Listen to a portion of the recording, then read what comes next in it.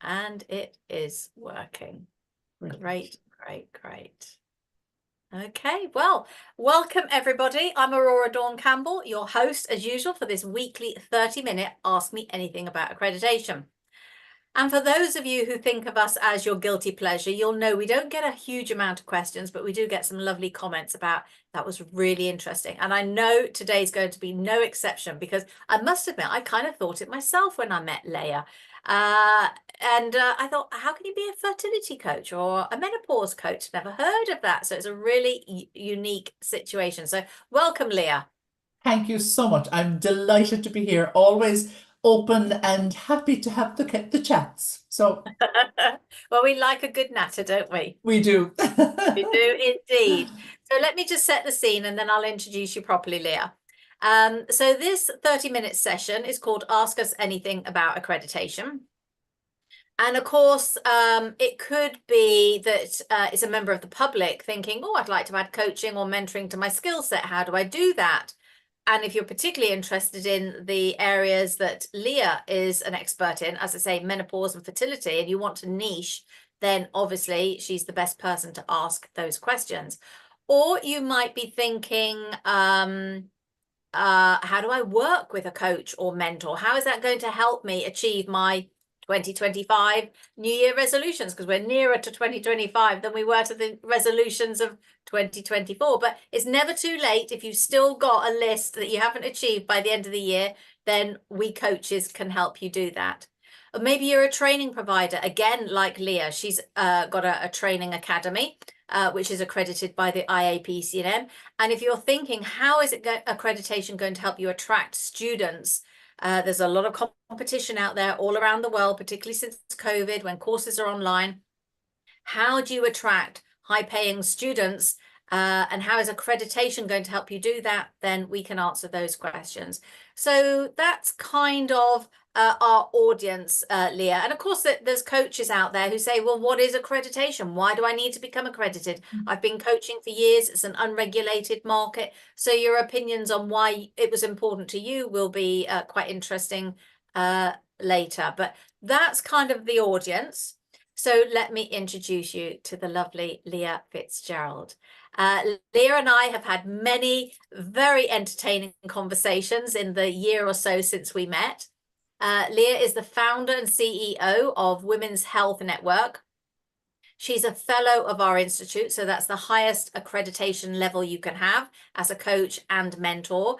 And what else can I say about you? I don't think you sleep. You're always on the go. You've always got projects. You're a yummy mummy of two young girls. And you're always coming up with new initiatives to support women in particular. And you're campaigning for women and knowledge around the menopause situation in the workplace. And eventually, I'm sure you'll achieve world domination. So how's that for an intro? Well, do you know something? No, I couldn't have written it myself any better. And so Good. you're very complimentary. Thank you very much. You're very welcome. So I always like to start these sessions by asking something outside of work, because we all love our work. And as you've just said, you can lose yourself in the zone, getting excited about, writing case notes or planning another course. But outside of work, what makes your heart sing, Leah? Oh, that's a great question. So outside of work, I suppose two of the main things that make my heart sing are my two daughters, and I struggled to have them, and I feel blessed every single day that I do have them, and that they're on their way home from school as we're speaking. And so outside of school, or at least outside of work, I just adore spending time with my husband and my daughters. My mum lives with us at the moment as well. So, family is right up there. And then something for myself, personal to me, I love writing. A number of years back, I came really close to becoming a published fictional writer. It didn't quite happen. I was stuck in the middle of doing a big science project at the time, and I know that my voice turned from the genre I was writing in straight into a scientific tone, and it just didn't work. So I will come back to that though. And I would love to be a published writer, fiction, non-fiction, it doesn't really matter. But that is that's the little secret part of me that I often give life to. Lots of people living inside here. And I like getting them out of here and onto paper. So there you go. Yes. Don't let them rent space in your head for too long. Yes. Yeah, well, it's interesting that you mentioned writing, and I didn't know that about you because I don't know if you know this about me, but Ruby and I have a book writing course, how to write your book 90 pages in 90 days, because I've always been very passionate about coaches being properly trained, insured if the country offers insurance, because not every country does, and independently accredited. And that extra something, because we're all looking for differentiators in a noisy, crowded digital space, is a book. So once you've got a book that shines a light on your business, you've got a signature speech, a signature masterclass, and it's just a great way of shining a light on your business in a way that, no other way does. And as Mark Twain says, you're not going to make a lot of money out your book unless, it's non-fiction in your next J.K. Rowling or Rowling, I'm never sure which, but you'll get business opportunities that will earn you more money, speaking engagements, etc. So that book is important to get out of you at some point, I'm sure. Yeah. I might get back to it sooner than I thought, having heard Yes, that. Yeah. yeah. And your topic, your niche, menopause, is very high on the agenda, particularly in the UK at the moment. So anything that you've got that's written around that with Yeah. empirical evidence and statistics has got to be a good thing, I would have thought. That's it, absolutely. And you know something? I was literally just talking to my audience there a moment ago saying that menopause is coming out of the closet. And I think we've hidden menopause and women's health and fertility issues. We've hidden them for long enough, and we do need to let them out so that we can speak about them, so that we can read about them, and so that we can get the correct research and an unbiased viewpoint about what is right for me, what isn't right for me. So you're absolutely right. The more information we can have, the absolute better for any of our topics. But I think when it comes to a medical one, a lot of the times there's not a lot of autonomy when it comes to health. There's not a lot of autonomy when it comes to health within the medical structure, we'll say.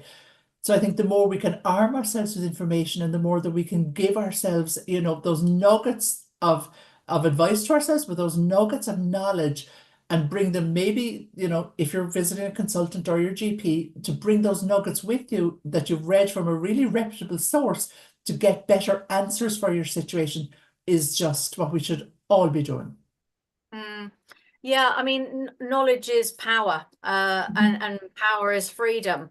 I mean, when I was talking to you, I think at one stage in one of our conversations, you mentioned that the menopause can last 10 years. I had Yeah. no idea. I thought it was like a two-year window.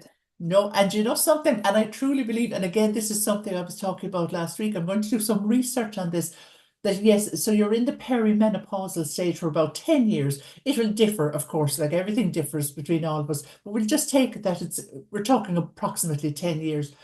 But, and to throw a spanner into the works, I truly believe, okay, so we all know that we have muscle memory, we all know that we have long-term memory, we all know we have short-term memory. I truly believe we also have what I'm calling cyclical memory. And I don't believe that when you go through the menopause, I don't believe that it's okay, you're postmenopausal now, full stop. I truly believe from talking to women that there might be a cyclical memory, so that we might get those, like the female body is cyclical, it's built to be cyclical. There are changes, obviously, every minute, every day. We have fluctuations within the body, but women are built to have specific fluctuations every week. There are 4 phases, so every single week, as we build up to, the creation, as we're trying to create a human being during our reproductive years. And I don't think that the body will give up that memory as quickly as we think it will. And I don't think that that a woman becomes postmenopausal and every cell in her body forgets what it was like to be cyclical. So I think that even some of our symptoms, we talk about, anxiety in menopause or postmenopause, and, hot flushes or whatever else goes with it. I'm wondering, how can we map that against a cycle? How can we, and I would be encouraging everybody listening to this who maybe is going through menopausal symptoms and is feeling, gosh, there's a lot going on here.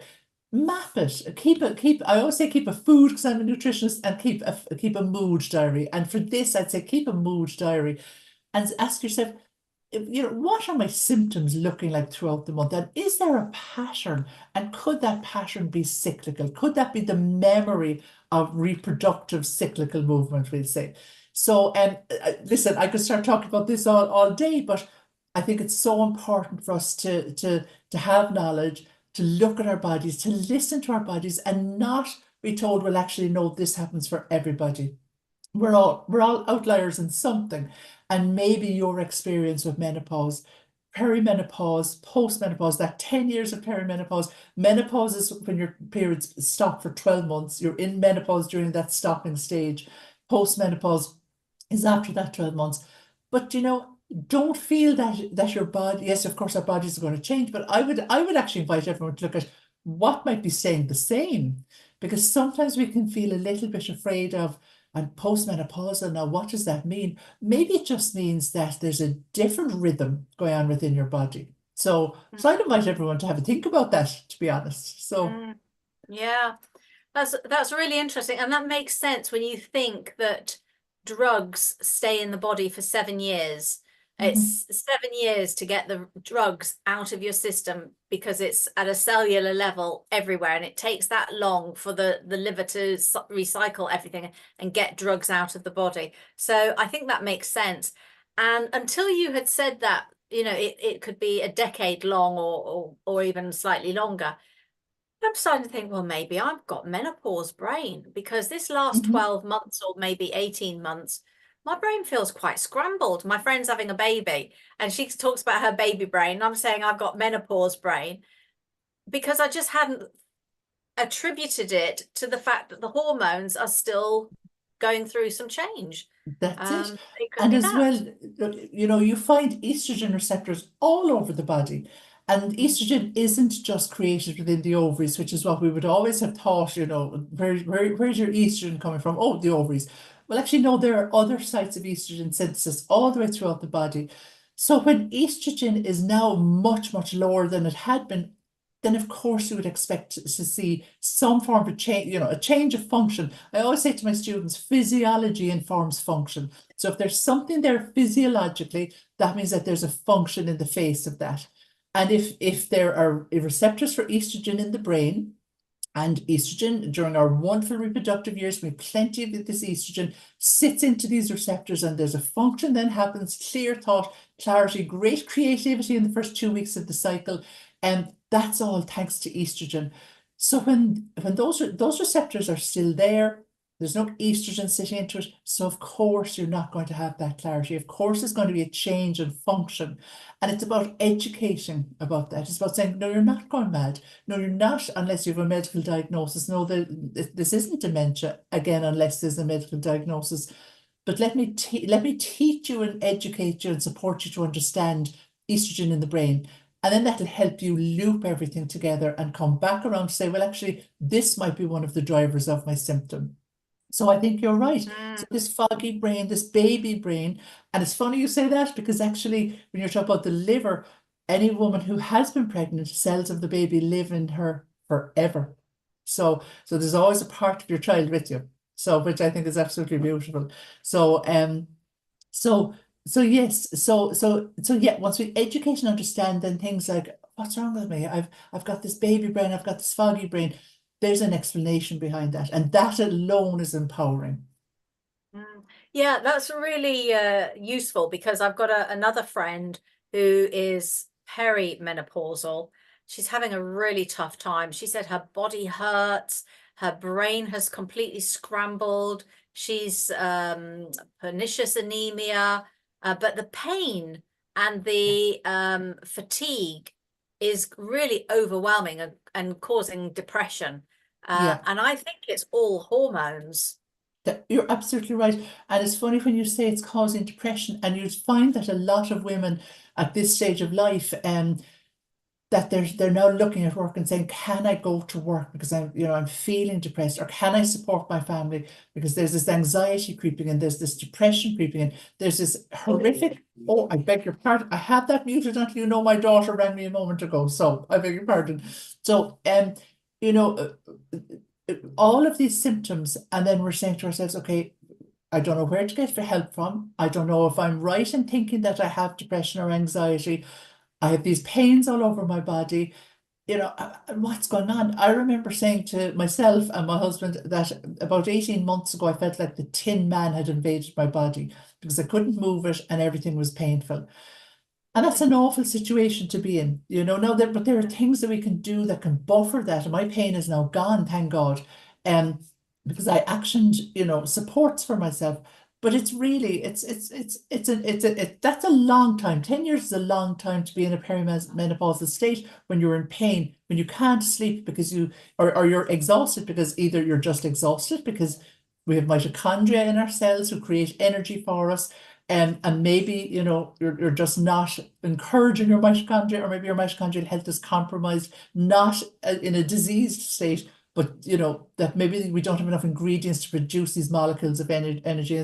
Or maybe we're just not sleeping because, again, the estrogen and the brain disconnect means that maybe we're just not able to sleep correctly, or we might be only getting a few hours sleep, and then we're going to work or we're going to support the family.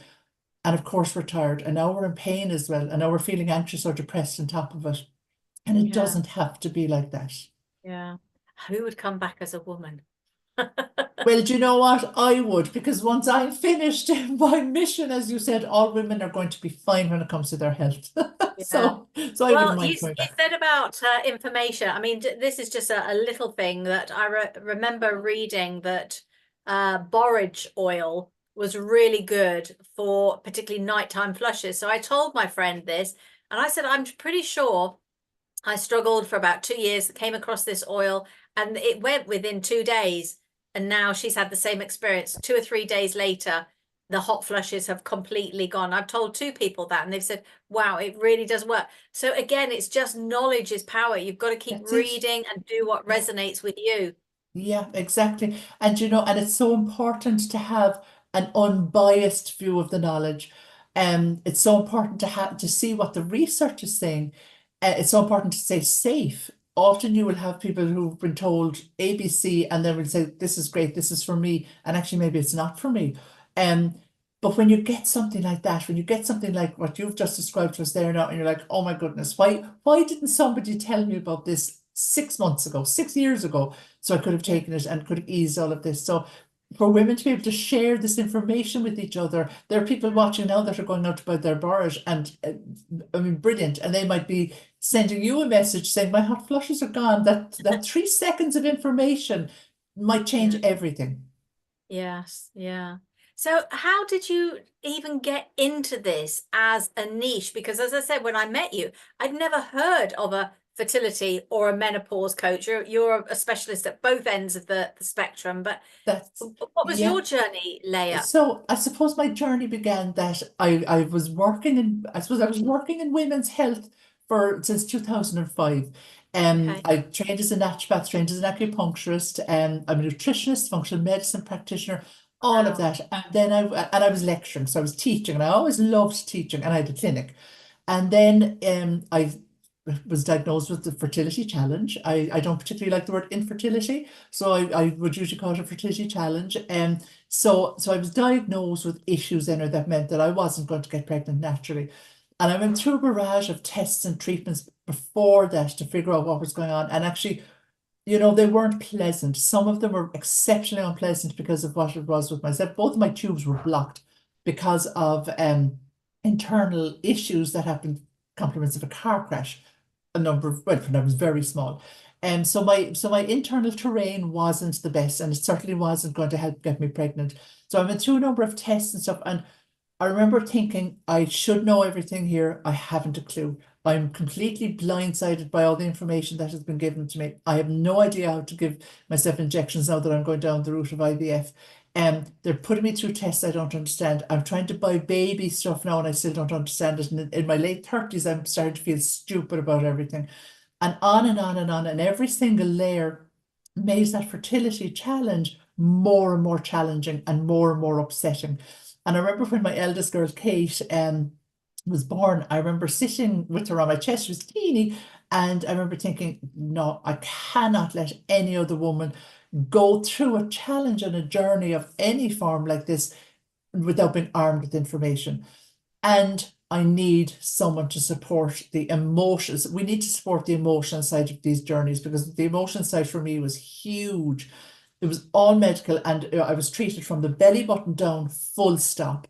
There was no heart in it. There was no head in it. It was just medical, belly button down. That's it. Yeah. And I remember thinking, I'm going to change this. I have to change it.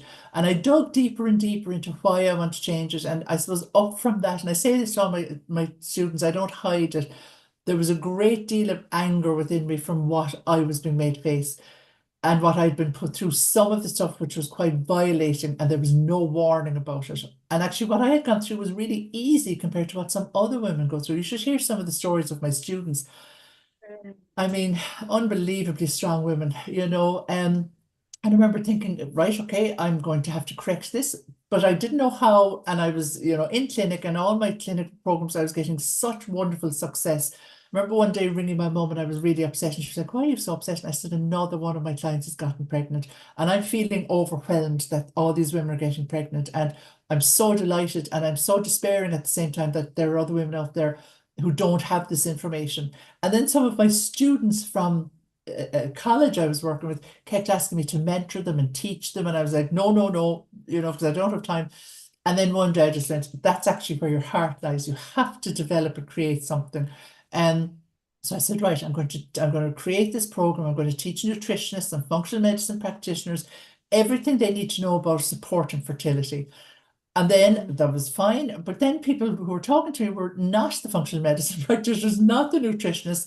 There were women who'd been through the exact same thing and who were like, this isn't good enough. I want to train and learn something. I don't know what it is, but I want to train in something that will give me a qualification that will allow me to go out and support women. And then I thought more and more about it, and eventually I clicked with coaching. I was like, it's a different type of coaching. So we have coaching, but we also teach physiology and the medicine aspect of the journey, because our coaches need to know everything, because you're a coach and you're a mentor and a supporter and an educator, so you need to know it all, but tying it all together is your coaching skills. And I went on, I don't mind saying it here, I got onto a number of different associations and accrediting bodies. I have a cat climbing up behind me, which might appear in a moment. Excuse me if it does. So I got onto a number of accrediting bodies, and the IAPC&M was the only one that resonated with me, and the only one that I knew, not only will they be on this journey with me, but they're actually willing me to win. And I can't say that strong enough. And everything, the first email I sent to yourself actually came back to me within minutes. And there are some places I'm still waiting for a reply a couple of years later. So the level, my values are very strong, and I could see them in the IAPC&M. And so I created my program, and it just grew and grew and grew. And then I said, right, okay, we have fertility now done. We need to look at our menopausal women. So my area of expertise is fertility. So I brought on a team of experts for menopause, and we've sat and we've created this amazing program. I won't be teaching on this. I'll teach some of it. I'll probably teach a little bit of it. I'll teach the business side. And we created this phenomenal program for menopause, and for those who want to become a menopause coach. And it's not just about, coaching them through their challenges, which is a huge part of it, but it's also about explaining them. So we talked about pain a moment ago. For me, it's not good enough to say, yes, well, you will have pain going through menopause. I need to show you the mechanism of what's happening physiologically that's driving that pain, and what can we put in place to reverse that pain, or to buffer that pain, or minimize it. So let me help coach you, because you might be at the situation that you are feeling that you have to step back from work. Let me coach you, and let's figure out what that might look like.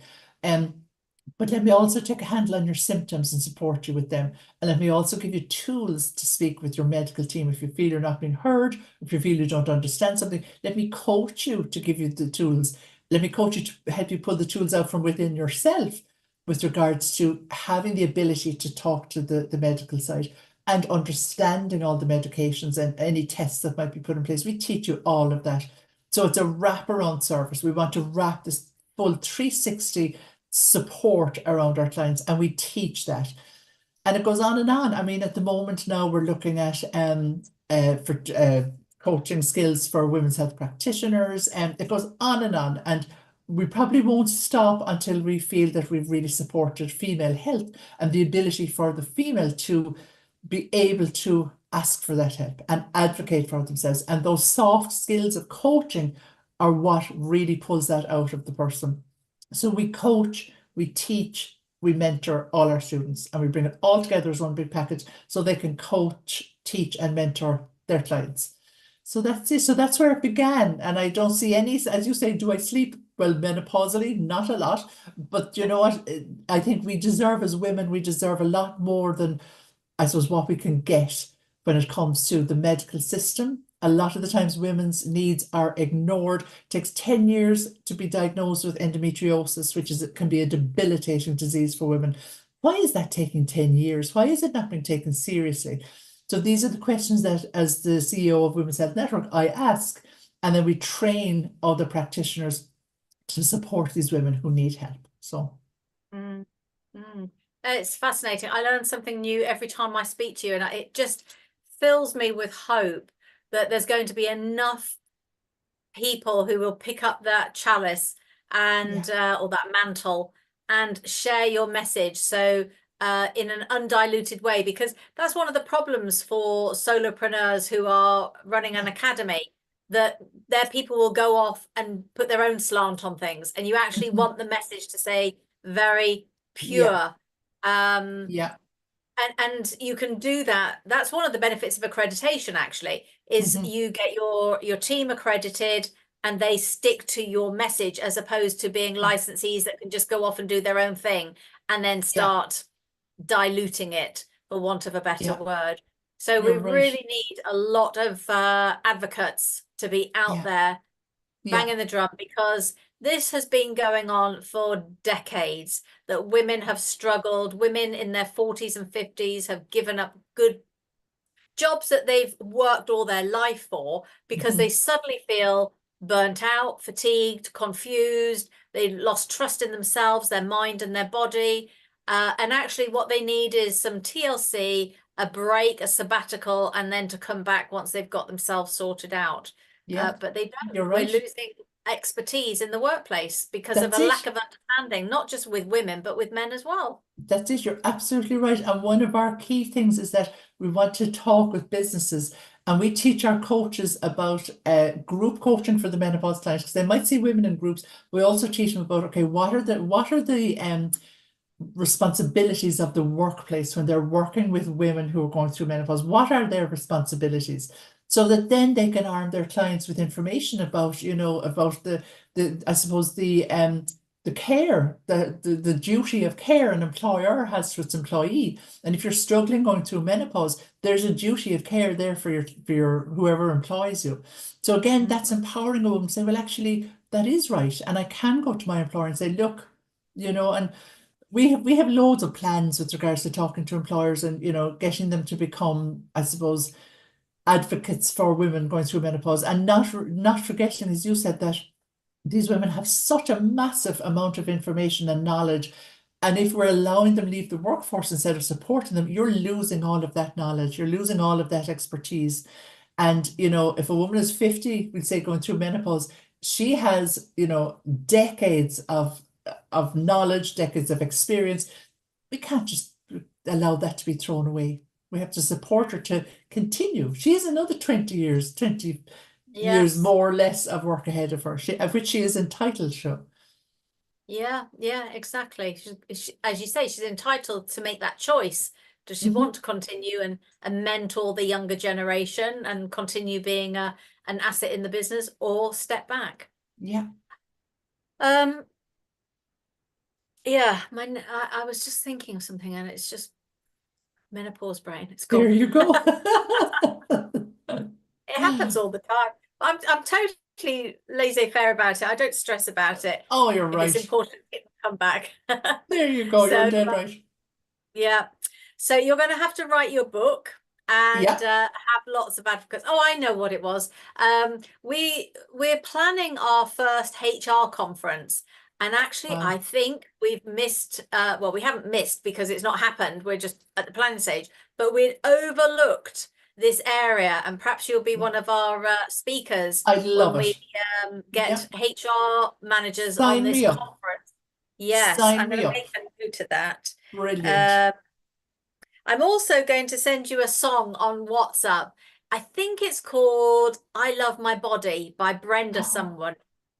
And it's so primal. It just makes me imagine being in a forest at night with the moon and some drums and a Oh, fire, all these women swaying. It is a very sensual fabulous. song.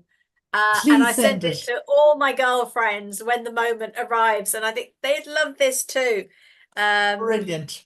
so HR conference and Brenda's I Love My Body song, because it would be a great one to play at your That's, trainings. oh my goodness, I would love it. Send it on to me. And you know what? These are the types of things that I love for myself as well.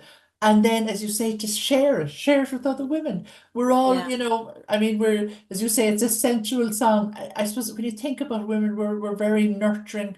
We are nature, and I think Mm. that's another side of ourselves we need to remember, especially when we're going through something like any type of a health issue. Yeah, yeah. So I know you love the IAPC&M. You've made that really clear, and we love you too. But what is really important for you, Leah, from an international community like ours? What are you looking for, and what could we do for you? So I suppose what I was looking for yourselves was somebody that aligned to my values, and my values are really they are very strong, but I don't know if they're distinct. I don't know if they are. And one of my values is truth and information. I don't value blindsiding anybody. I don't value not giving correct information. So the values from that I saw in IAPC and M were very much my own. Plus the warmth and the welcome and the fun. We actually have great fun when any of us are on a call with each other, which I love. And David is Yeah. wonderful. Everybody, Lisa, the whole group. Um, is there anything that you can do? I don't see any gaps. And that's not just me being biased. I have never sat here and said I would like the IPC&M to do such and such. I don't see a gap, to be completely honest. I truly don't. What I would love is people recognizing the difference between being a member of an association and being an accredited coach. I would love for that to be highlighted and be really, really clear for people, because there is a difference. Accreditation and certification are very different. And accreditation without going through, I suppose, the you know, if, to be learning in an accredited program, I think is key. Yeah, Mm. I'd probably leave that there. But I think that is key, because it shows, first of all, you're pushing coaching up to a higher, you're pushing it towards that it is professional, but you're pushing it towards the profession. We want it to become a profession. Um, and I think it Yes. is. And I know that I've been having great talks with counselors and therapists who really are saying, there's such a wonderful crossover between coaching, which is so wonderfully forward facing. So I think the main thing I would love everybody to get sight of is, why accreditation is so important, and why an accredited program and an accredited coach can actually stand, and say, well, I do deserve a space at whatever table I'm at, because the accreditation process is not easy. And if you can get through accreditation, then you know that you have something that you can say out loud, I'm an accredited coach, or I've learned in an accredited program. Yeah, no, I couldn't agree more. And that's why I'm just going to check my mobile to see if Gillian has got any messages for me from any of the social medias, because this is on Mhm. TikTok, Instagram, YouTube, etc. Um, but this is why we brought out the IUTQM emblem for social media. Are you trained, qualified, and accredited? Wow. And I think the distinction that it's an idea that I've been mulling over, because I hadn't really thought about it before until Bettina, also in Ireland, and I did a live Q&A for students. And somebody said, well, how big are you? And we said, well, I mean, it's kind of irrelevant how big you are. It's all to do with service, but they were comparing us to a bigger accreditation body. And Bettina said, yes, but they've got members who aren't accredited. So Mhm. if you look at accreditations and accreditations, it could be a lot similar. But if you add in members, then by definition, we're going to be a lot smaller because we only have a membership that is 100% accredited. You're either accredited or you're not. And by definition, you're a member of an accreditation community, but we don't have a membership level. I thought that was really interesting. I'd never thought about it like that before. So we'll write a blog on the differences between being a member, because increasingly what we're seeing in the UK, and I'm not from the UK, so I'm listening to other people, is that when they fill out application forms for work, it could be with the public or the private sector, the education sector, council bids. There's tick boxes. If you can't tick accredited, there's nowhere else for you to go on the application form. It's stop. You're accredited or you're not. They're not even accepting membership now, which is a good thing. That's a great as far as thing. I'm concerned, because it helps make our profession professional. Exactly. Why shouldn't it be the same as any other speaking therapy? So absolutely. And coaching, as you and I both know, is growing bigger and bigger.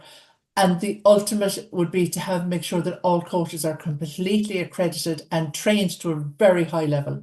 That would be one of my values. Anything under that, you're not keeping your client safe. The client, I don't think the client is safe if they're getting subpar support. Exactly. And that's our role as an accreditation body, is no questions. That's our role as an accreditation body, to keep educating the public. Do your due diligence when you hire a coach or a mentor, or book a training course in the same way you would with anything else. Anyway, you and I could talk till the cows come All home. day. I know about all sorts of things, not just accreditation, not just about menopause, but I know you've got your menopause course just started last month. If somebody wanted to work with you as a coach or train with you, what do they need to do, Leah? So it was actually fertility started last weekend, which was brilliant. We have an IVF consultant who joined us for training, which was a great boost to me. But I'm like, okay, they see a massive need for fertility coaching, and they're determined that they're going to bring it into as many clinics as they can.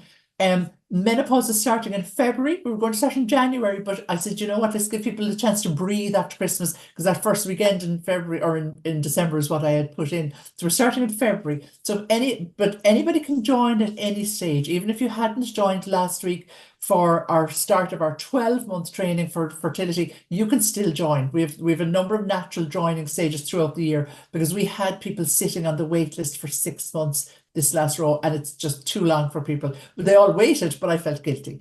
So and menopause, as I say, starting in February. So anybody who would like to think about or talk about training, please come on to me. I'll talk you through the whole lot of it, all the curriculum, so that you can make an informed decision. And if you're looking for coaching, I have a team of coaches. So that would be how we would do the coaching, one-on-one coaching, unless it's business coaching. If it's business coaching, I do that myself. But for normal, or for, not normal, but for outside business coaching, I have a team of coaches who would support. Brilliant. Okay, so you're training the next generation of excellent fertility coaches. So anybody who's out there listening and thinks, that's me, I need some help. You might not want to become a coach and join the course, but you need help yourself, or you want to train as a specialist, Leah is the person to go to. And you're in the International IAPC&M directory, I presume. I'm actually not sure, Dawn. You think I'm terrible. I'm actually not sure, because I know that there was so much going on during all of my accreditation. I'm not sure if I let that slip off. If I'm not, I will be by the end of the week. Let me put it like that. So yes, good idea. Well, we are having a new members directory built at the moment, so you might want to think, well, I'll wait until they announce the new one. I'll wait. Brilliant. Okay. If anybody needs Leah, obviously you can contact her through the Women's Health Network, which is www.womenshealthnetwork.co.uk, or just contact us via the contact page and I'll get the message to Leah. So the support is out there. If you're struggling mentally, physically, with infertility or fertility issues or menopause issues, you're not alone. Don't struggle. There's help out there. So thank you. I'm going to have to let you go. I can see we've overrun as usual, and I'm sure your girls will be wanting their tea They and will. tell you all about their exciting day. Thank you as always for spending Thank time you with so me. much. Love A it. Really pleasure. appreciate it. A Thank you, Leah. pleasure. Thank you. Thanks, Dawn. Bye bye, Take care. everyone. Bye-bye. Bye. And I'll see everybody else